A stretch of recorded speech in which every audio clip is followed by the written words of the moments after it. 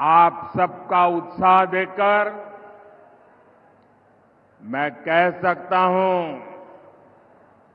कि मुरैना आज भी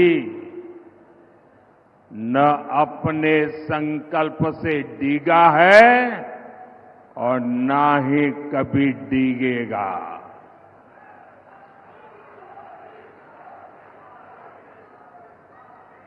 मुरैना ने मन बना लिया है।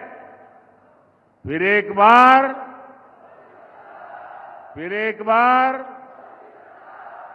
बार साथियों, एमपी के लोग जानते हैं कि समस्या से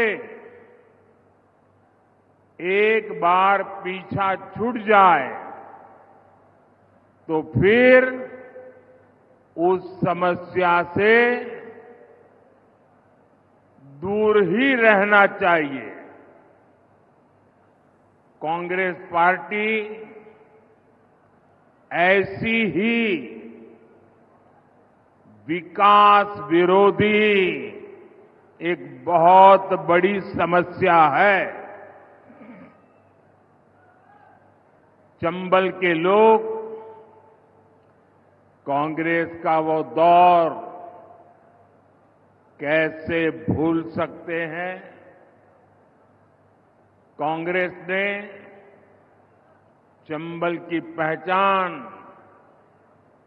खराब कानून व्यवस्था ऐसे क्षेत्र के तौर पर बना दी थी। उस दौर में कांग्रेस ने एमपी को देश के बीमारू राज्यों की लाइन में खड़ा कर दिया था। भाइयों और बहनों, भाजपा की सरकार ने कांग्रेस के बनाए गड्ढों को भरने के बाद एमपी और चंबल को नई पहचान दिलाई है, गौरवपूर्ण पहचान दिलाई है। भाजपा सरकार में चंबल, काली सिंध, पार्वती लिंक परियोजना से सिंचाई की समस्या दूर होगी। पानी की समस्या को दूर करने के लिए हम मुंदरी बांध जैसे प्रोजेक्ट पर काम कर रहे हैं। करीब 2,500 करोड़ रुपए की लागत से बना ग्वालियर श्योपुर रेलवे ट्रैक हो, आधुनिक इंफ्रास्ट्रक्चर के ऐसे अनेक काम इस क्षेत्र की तस्वीर बदल रहे हैं। यहां लेदर पार्क भी विकसित किया जा रहा है। हमारे साथी ज्योतिरादित्य सिंधिया जी की देखरेख में ब्रांड ग्वालियर को भी मजबूत किया गया है। भाजपा सरकार में हुए विकास को भिंड, मुरैना, ग्वालियर के वो लोग और ज्यादा अनुभव कर रहे हैं जिन्होंने कांग्रेस का वो काला दौर देखा है। 4 जून के बाद हमारे तेज तर्रार मुख्यमंत्री मोहन यादव जी के नेतृत्व में मध्य प्रदेश का विकास और स्पीड पकड़ने जा रहा है।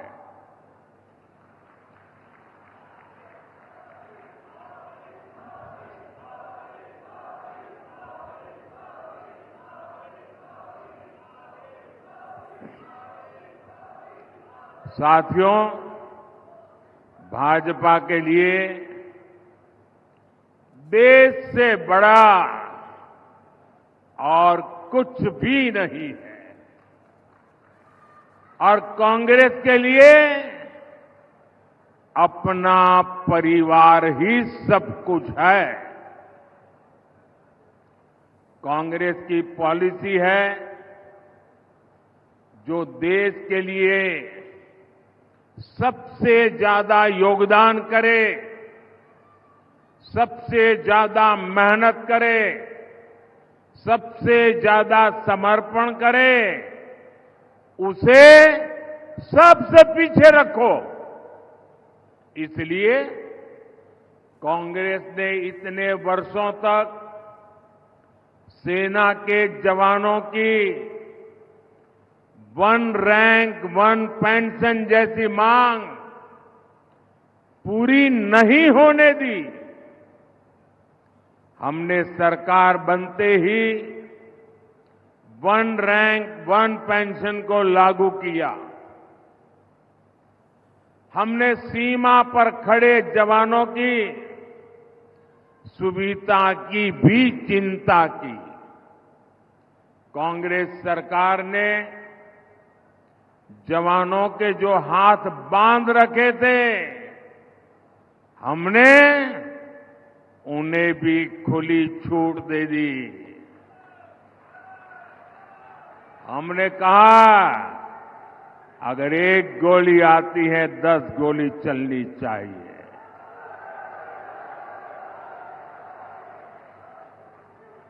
अगर एक गोला फेंकते हैं तो 10 तोपें चल जानी चाहिए।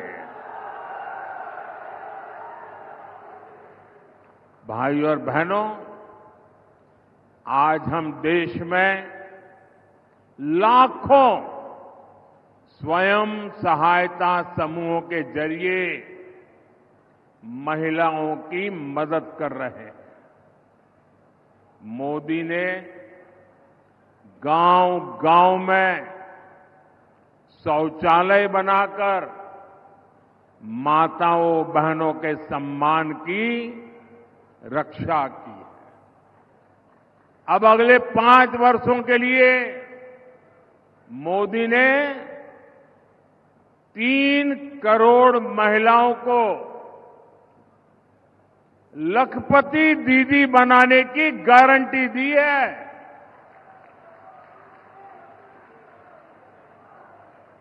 3 करोड़ महिलाएं जब लखपति दीदी बनती है तो उस परिवार की, उस गांव की सारी अर्थव्यवस्था तेज गति से दौड़ने लग जाती है। साथियों, आप सब जानते हैं आजादी के समय कांग्रेस ने धर्म के नाम पर देश का विभाजन स्वीकार किया था। मां भारती के हाथों की जंजीरें काटने के बजाय कांग्रेस ने मां भारती की भुजाएं ही काट दी थी, देश के टुकड़े कर दिए थे। लेकिन कांग्रेस सुधरने को तैयार नहीं है। कांग्रेस को लगता है यही उसके फायदे का रास्ता है, यही उसके फायदे के लिए सरल रास्ता है। आज एक बार फिर कांग्रेस कुर्सी के लिए छटपटा रही है और कुर्सी पाने के लिए भांति भांति के खेल खेल रही है। देश के कोटि कोटि नागरिकों के आंखों में धूल झोंककर सत्ता हथियाने के लिए आपके भविष्य को बर्बाद करने पर तुली हुई है। ये लोग फिर से धार्मिक तुष्टीकरण को मोहरा बना रहे हैं। साथियों, कर्नाटका में कांग्रेस सरकार का राज है और उन्होंने क्या पाप किया है, आप हैरान हो जाओगे। मुझे बताइए कि आपके गांव में कोई आकर के कह दे कि भाई इस गांव में सारे के सारे लोग अब ये नहीं ये हो गए, तो आपको मंजूर होगा क्या? कांग्रेस सरकार ने कर्नाटका में जितने भी मुस्लिम समाज के लोग हैं, उच्च वर्ग के होंगे, धनी होंगे, व्यापारी होंगे, उद्योगपति होंगे, न्यायमूर्ति होंगे, कोई भी होंगे, बस सिर्फ वो मुसलमान होना चाहिए। अगर वो मुसलमान है तो उन्होंने रातों रात एक कागज निकालकर हस्ताक्षर करके उन सबको ओबीसी घोषित कर दिया। अभी ओबीसी घोषित कर दिया तो बहुत बड़ा तूफान हो गया। यानी वहां कांग्रेस ने शिक्षा और सरकारी नौकरी में पहले जिन ओबीसी लोगों को आरक्षण मिलता था, उस ओबीसी समाज में इतने सारे नए डाल दिए कि ओबीसी समाज को जो आरक्षण मिलता था वो उनसे छीन लिया, चोरी छुपी से छीन लिया। और जो मुसलमानों को नया ओबीसी बना दिया था, गैर कानूनी तरीके से बना दिया था, संविधान के विपरीत बना दिया था, बाबा साहब आंबेडकर की भावना के विरुद्ध बना दिया था, उस मुस्लिम समाज को ओबीसी को जो मिलता था वो लूट करके उनको दे दिया। आप सबको मालूम है, जब देश का संविधान बना, महीनों तक माथापच्ची हुई, चर्चाएं हुई, देश के गणमान्य लोगों ने चर्चाएं की। बाबा साहब आंबेडकर में उन चर्चाओं के आधार पर संविधान को लिखा गया और सबने सोच समझ करके तय किया कि देश की एकता अखंडता के लिए देश का संविधान किसी भी सूरत में धर्म के आधार पर आरक्षण नहीं देगा। बाबा साहब आंबेडकर ने कहा, धर्म के आधार पर आरक्षण नहीं दिया जा सकता। और इसलिए कांग्रेस ने धोखेबाजी की, पिछले दरवाजे से किया। खुद बाबा साहब आंबेडकर की पीठ में छुरा भोंक दिया।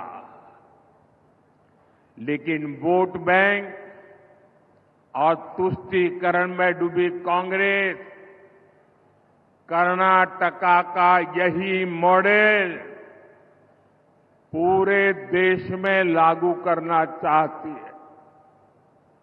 साथियों, कांग्रेस दलितों का, पिछड़ों का, आदिवासियों का हक छीनने का षड्यंत्र लंबे समय से कर रही है।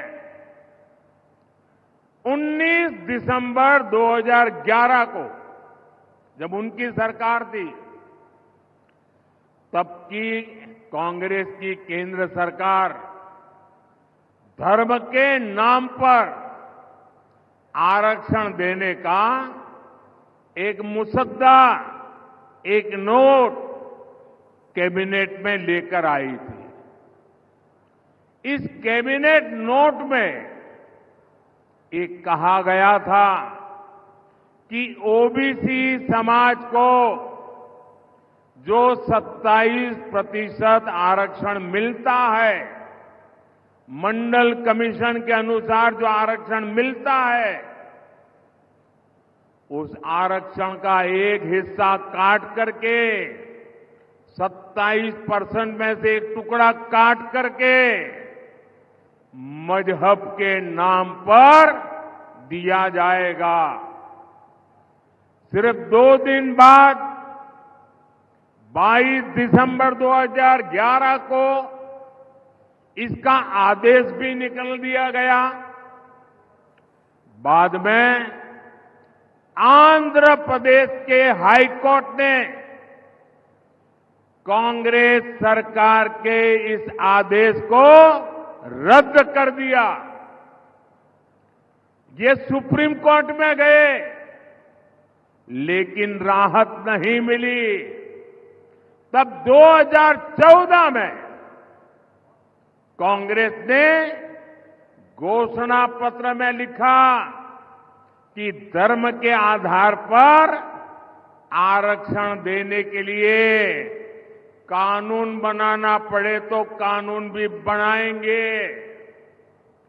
तो 2014 में ओबीसी समाज जग गया, दलित समाज जग गया, आदिवासी समाज जग गया और उन्होंने तय किया कि ये लोग तो अगर ये करेंगे तो हमारी तो आने वाली पीढ़ियां बर्बाद हो जाएगी, हमारे सपने चूर चूर हो जाएंगे। और उसके बाद इस समाजों ने एक होकर के कांग्रेस के सपनों को मिट्टी में मिला दिया, उनको सत्ता से बाहर कर दिया। फिर भी सुधरने को तैयार नहीं है। अब ये वो अधूरा काम पूरा करने के लिए फिर से नई चाल चलने लगे हैं। कांग्रेस की चली तो यहां मध्य प्रदेश में जो हमारे कुशवाहा भाई बहन हैं, गुर्जर भाई बहन है, यादव भाई बहन है, गडरिया भाई बहन है, धाकड़ प्रजापति समाज हो, ऐसे सब समाज को जो आरक्षण मिलता है, जैसे हमारे यहां कुमार, तेली, माझी, नाई, सुनार समाज, ऐसे समाजों को जो आरक्षण मिलता है,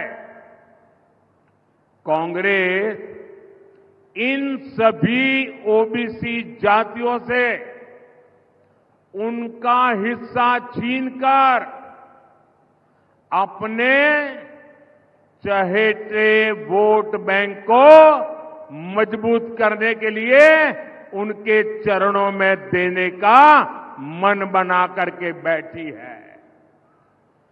आप मुरैना के लोग मुझे बताइए, क्या आप ऐसा पाप होने देंगे? पूरी ताकत से बताइए। उनको जरा डर लगे ऐसा करिए। क्या ऐसा होने देंगे? ये ओबीसी का हक छीनने वालों को पूरी तरह साफ कर देंगे, चुन चुन करके साफ कर देंगे, हर पोलिंग बूथ में साफ कर देंगे। साथियों, भाजपा सबका साथ, सबका विकास के मंत्र पर चलने वाली पार्टी है। भाजपा सरकार अगर जरूरतमंदों को कोविड के समय अगर राशन की जरूरत है तो कोई भेदभाव नहीं, न जाति का भेदभाव, न धर्म का भेदभाव जरूरतमंद 80 करोड़ लोगों को मुफ्त राशन देता रहा। क्या कभी आपने कोई शिकायत सुनी है? आपने कभी सुना है कि हमारे गांव में वो मुसलमान भाई है इसलिए उसको मिलता नहीं है? कभी सुना है? भाइयों बहनों, भाजपा सरकार ने 4 करोड़ गरीबों को पक्के मकान दिए। ये घर बिना भेदभाव हर धर्म के लोगों को मिले हैं। क्या किसी गांव में ने कोई शिकायत सुनी है कि भाई धर्म के आधार पर मुझे मकान नहीं मिला? ऐसा सुना है क्या? यहां भाजपा सरकार है कि नहीं है? दिल्ली में भाजपा सरकार है कि नहीं है? कोई भेदभाव की खबर सुनी है क्या? भाजपा सरकार ने 11 करोड़ घरों तक पीने का पानी का कनेक्शन पहुंचाया है।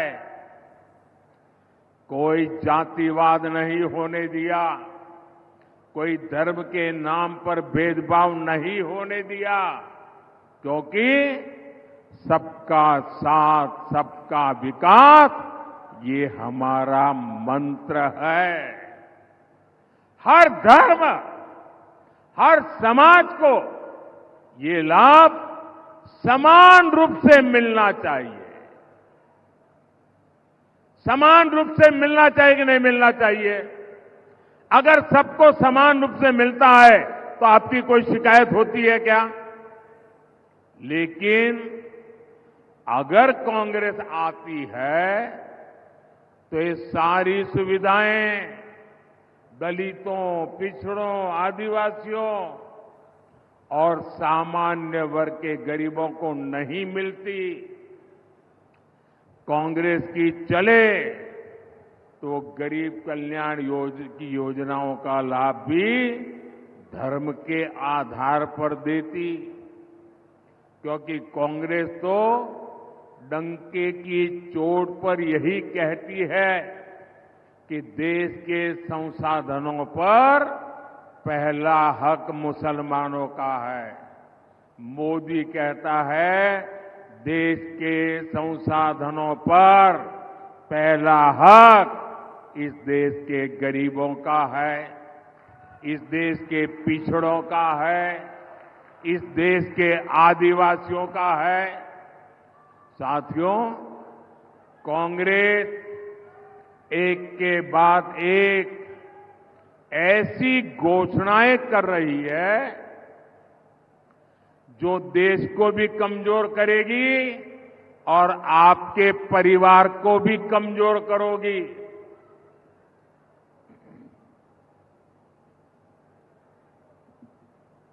आपने सुना होगा इन दिनों कांग्रेस के शहजादे,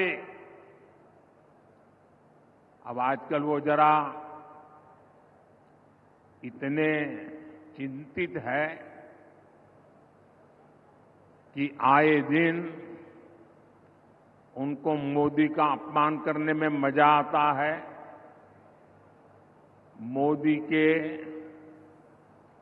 लिए भला बुरा कहना उनको मजा आ रहा है। वो कुछ भी बोलते जा रहे हैं और मैं देख रहा हूं सोशल मीडिया में, टीवी में बहुत सारे लोग चिंता जताते हैं कि भाई ये भाषा अच्छी नहीं है। ऐसी भाषा देश के प्रधानमंत्री के लिए बोलना ठीक नहीं है, ऐसा लोग सोशल मीडिया में कहते हैं। कुछ लोग बहुत दुखी हो जाते हैं कि मोदी जी को ऐसा क्यों बोला, देश के प्रधानमंत्री के लिए ऐसी भाषा का क्यों प्रयोग किया, देश के प्रधानमंत्री को कभी कोई ऐसा बोलता है क्या? मेरी सबसे विनती है कि कृपा करके आप दुखी मत होइए, आप गुस्सा मत कीजिए। आपको पता है वे नामदार है, हम तो कामदार हैं। और नामदार तो कामदार को सदियों से ऐसे ही गाली गलौज करते आए हुए हैं, ऐसे ही ठोकर मारते आए हुए। तो भाई मैं तो आप में से आता हूं, गरीबी से निकला हूं। अगर 5-50 गालियां पड़ जाएगी तो पड़ जाएगी, आप गुस्सा मत कीजिए। मैं सबको कहता हूं, आप लोग नाराजगी मत व्यक्त कीजिए। वो इतने निराश है कि अभी आगे आगे तो और बहुत कुछ बोलेंगे, आप अपना समय खराब मत कीजिए। तो ये मेरी सोशल मीडिया में जो लोग बहुत नाराजगी से कुछ न कुछ कहते रहते हैं, टीवी मीडिया वाले भी कहते हैं, मेरी करबद्ध प्रार्थना है भाई, इन नामदारों को कुछ मत कहो। हम कामदार सहन करने के लिए पैदा हुए हैं, हम सहन करेंगे, सहन भी करेंगे और मां भारती की सेवा भी करेंगे। हम जरा भी पीछे नहीं हटेंगे दोस्तों, जरा भी रुकेंगे नहीं। ये मैं देशवासियों को विश्वास दिलाता हूं। आजकल इस शाही परिवार के शाहजादे पूरे देश में बढ़ चढ़ करके कह रहे हैं, अब आपकी संपत्ति का एक्सरे होगा, एक्सरे। और आपकी अलमारी में क्या पड़ा है, किसी माता बहन ने कुछ बचत अनाज के डिब्बे में अगर दबा करके रखी है, एक्सरे करके खोजा जाएगा। लॉकर में क्या पड़ा है, एक्सरे करके खोजा जाएगा। आप जो कमाई करते हैं, हमारी माताओं बहनों के पास जो स्त्री धन होता है, जो स्त्री धन बहुत पवित्र होता है, कोई उसको हाथ नहीं लगाता है, कोई उसको छूता नहीं है। मंगलसूत्र हो, छोटा मोटा सोना चांदी का गहना हो, इसे पवित्र माना जाता है।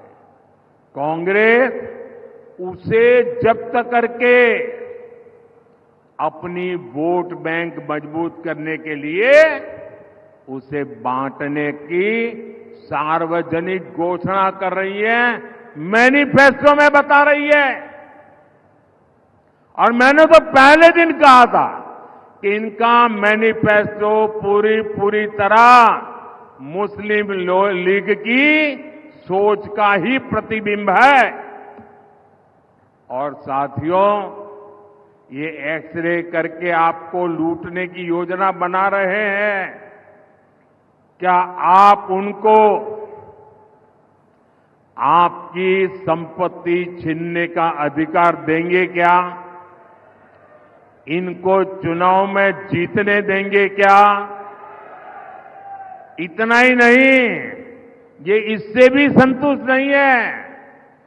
वो जीते जीतो छोड़िए, ये स्वर्गवास के बाद भी, मृत्यु के बाद भी आपकी जो बची हुई संपत्ति है, जो स्वाभाविक रूप से आपके बेटे बेटी को मिलनी चाहिए, वो भी आप नहीं दे पाओगे। आपने कितनी ही मेहनत करके बच्चों के लिए इकट्ठा किया होगा। कांग्रेस वाले कहते हैं कि उनकी सरकार आएगी तो वो भी डुब्बे में से गुल कर दिया जाए। ऑफिशियली कहते हैं आपकी कमाई का आधे से ज्यादा कांग्रेस अगर सरकार में आती है तो ये सरकार छीन लेंगी। और इसलिए कांग्रेस आप पर इनहेरिटेंस टैक्स, आपकी विरासत पर टैक्स लगाना चाहती है। भाइयों और बहनों, इनहेरिटेंस टैक्स से जुड़े जो तथ्य अब निकलकर सामने आ रहे हैं, वो देश की आंखें खोलने वाले हैं। जरा ध्यान से सुना जाए। आप भी ध्यान से सुनिए और मेरे देश के दिग्गज पत्रकार भी जरा सुन ले, मीडिया वाले भी सुन ले, और उनकी जो इकोसिस्टम है ना, जो हर दिन मोदी के बाल की खाल उतारने में लगी हुई है, वो भी जरा सुन ले कान खोल करके। देश के साथ कैसा कैसा पाप हुआ है। मैं आज देश के सामने पहली बार एक दिलचस्प तथ्य आपके सामने रखना चाहता हूं। जब देश की एक प्रधानमंत्री बहन इंदिरा जी नहीं रही, तो उनकी जो मिल्कत थी, उनकी जो प्रॉपर्टी थी, वो उनकी संतानों को मिलनी थी। लेकिन पहले ऐसा कानून था कि वो उनको मिलने से पहले एक हिस्सा सरकार ले लेती थी। कांग्रेस ने पहले ऐसा कानून बनाया था। तब चर्चा थी और व्यापक रूप से चर्चा थी कि जब इंदिरा जी नहीं रही और उनके बेटे राजीव गांधी जी को ये प्रॉपर्टी मिलने की थी, लिख करके गई थी, तो अब सरकार को पैसा चला ना जाए, प्रॉपर्टी को बचाना था, तो इन्होंने क्या कर दिया, उस प्रॉपर्टी को बचाने के लिए अपनी माता इंदिरा गांधी से मिले हुए पैसों को बचाने के लिए उस समय के प्रधानमंत्री श्रीमान राजीव गांधी ने अपनी संपत्ति बचाने के लिए पहले जो इनहेरिटेंस कानून था उसको समाप्त किया और खुद के पैसे बचा लिए। खुद पर आई तो कानून हटा दिया और अब वहां मामला निपट गया, तो आज फिर सत्ता पाने के लालच में ये लोग वही कानून ज्यादा कड़ाई से वापस लाना चाहते हैं। बिना टैक्स के अपने परिवार की 4 पीढ़ियों की अकूत धन दौलत हासिल करने के बाद अब ये लोग आप जैसे सामान्य मानवी की विरासत, आपकी मेहनत की कमाई, जो आपने अपने बच्चों के लिए बचत करके रखा है, उस पर टैक्स लगा करके आधी संपत्ति लूटना चाहते हैं। और इसलिए ही तो देश कह रहा है, कांग्रेस की लूट जिंदगी के साथ भी और जिंदगी के बाद भी। साथियों, आपके और कांग्रेस के आपके साथ खिलवाड़ करने के उनके जो इरादे हैं, कांग्रेस के इन खतरनाक इरादों के बीच आपके हकों की रक्षा के लिए ये मोदी दीवार बन के खड़ा है।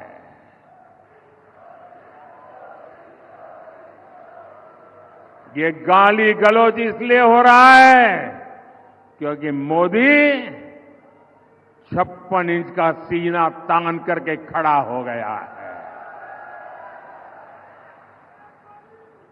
इनके मंसूबे सफल नहीं होंगे, इनके मंसूबे सफल नहीं होंगे, ये मोदी की गारंटी है। लेकिन इसमें आपकी भी बड़ी भूमिका है।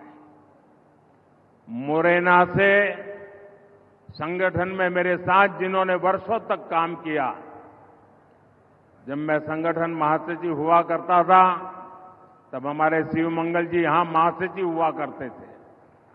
ऐसे मुरैना जैसे मुरैना से हमारे शिवमंगल सिंह जी तोमर, भिंड से हमारी बहन संध्या राय और ग्वालियर से हमारे साथी भरत सिंह कुशवाहा जी 7 मई को इनको जितनी ज्यादा संख्या में वोट मिलेंगे मोदी उतना ही मजबूत होगा। आपका एक एक वोट मोदी को जाएगा। कमल पर आप बटन दबाएंगे, आपका वोट सीधा सीधा मोदी को जाएगा। और इसलिए मोदी आज आपसे आशीर्वाद मांगने आया है। मोदी आपसे कमल के निशान पर बटन दबाने के लिए प्रार्थना करने के लिए आया है। तो घर घर जाएंगे, मतदान करवाएंगे, हमारे साथियों को जिताएंगे, पोलिंग बूथ जीतेंगे, पक्का करेंगे। अच्छा, मेरा एक काम करोगे? मेरा आपसे अनुरोध है कि आप घर घर जाकर के ये भी कहना कि मोदी जी आए थे और मोदी जी ने आपको प्रणाम कहा है। मेरा प्रणाम पहुंचा देगा? मेरा प्रणाम पहुंचा दोगे? बोलिए मेरे साथ, भारत माता की, भारत माता की, भारत माता की। बहुत बहुत धन्यवाद।